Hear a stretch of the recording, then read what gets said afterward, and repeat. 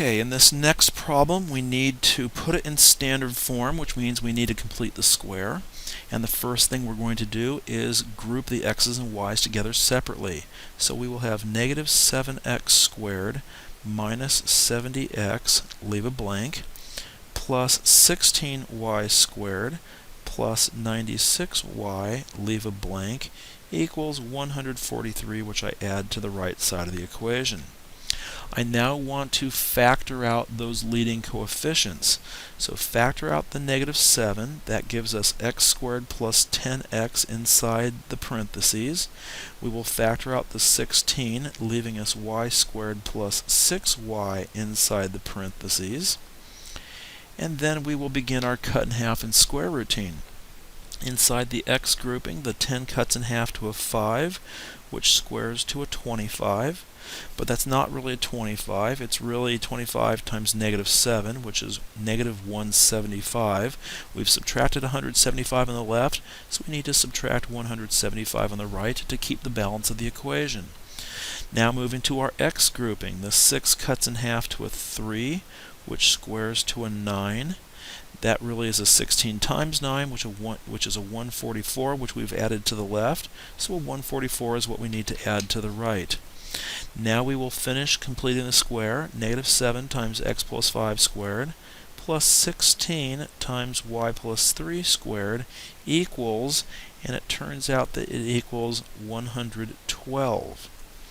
We want to divide by 112 on both sides of the equation. Sorry if I'm leaving you short on space for what you're writing here. You will now have x plus 5 quantity squared. Whoopsie, see how that's negative? We need to kind of reverse the direction of things. So that will actually be over the 16, but that will be after a minus sign, which means I'm going to move the y squared stuff to the left and have the y plus 3 quantity squared over 7 get listed first equals 1. So here's an example of what looks like it's going to be an x squared minus y squared parabola, but after we've done the division and everything, it turns out that y squared is first, and that this is going to end up being a graph that opens upward and downward.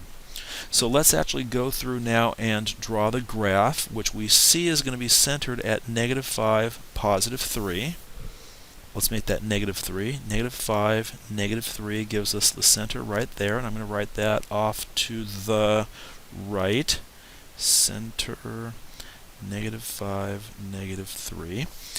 We are going to be going 4 units to the left and 4 units to the right to draw our box. The square root of 7 will be, I don't know, 2.5-ish up, 2.5-ish down when we draw this. And so now let's sketch in the box as best as we can, and the diagonals of the box.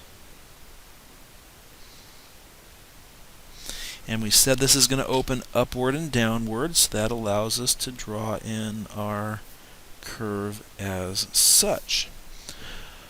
Okay, from there, let's now identify the vertices. We said we've gone up and down the square root of 7, so let's just write that down. Up, down, root 7. And so the vertices will be located at negative 5, comma, negative 3, plus and minus root 7. To find the foci, we are going to have to look at c squared is equal to the sum of the denominators, which will be 7 plus 16. C squared will be 23, and c will be plus or minus root 23. We will also be going upward for those also. So the foci will be located at negative 5, comma, negative 3, plus or minus the square root of 23. And the last thing we need are the equations of the, they don't ask for the equations of the asymptotes. We can stop there, but I'm going to go one step further because I can. We're going to have y minus k, that's going to become y plus 3 equals plus or minus our slope, which I'll hold off on, times x plus 5. Then we need our rise and our run of the asymptotes. We rose the square root of 7, but ran 4, so plus or minus root 7 over 4 will be the slopes of those asymptotes.